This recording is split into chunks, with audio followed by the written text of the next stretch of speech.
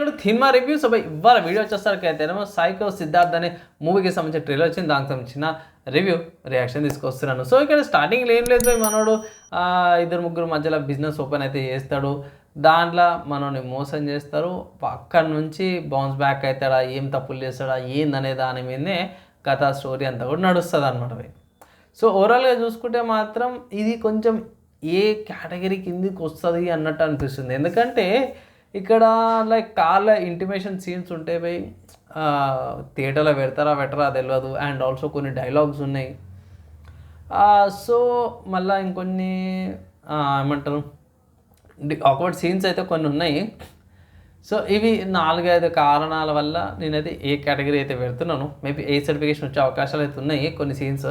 So మనోడు ఇట్లా cardboard బాక్సులు పెట్టుకొని తీసుకుపోతాడు. సో చూడాలి ఎట్లుంటుందో ఎటు పోతుంది అనేది మాత్రం. ప్రస్తుతానికి అయితే మాత్రం ఒక మనిషిని ఎలా మోసం చేసినాక అతని లైఫ్ ఎలా ఉంటుంది అనే దాని మీదనే ఇది చూపిస్తున్నట్టు. అదైతే బై నాకైతే బాగా అనిపించింది.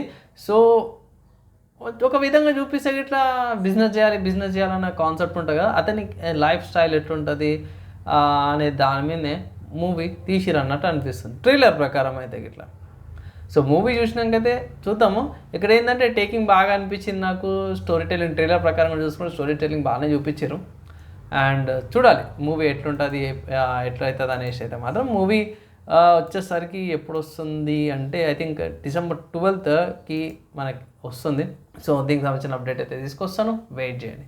అందుకే ఈ వీడియోకి నెక్స్ట్ వీడియోలో కలుసుకుందాం.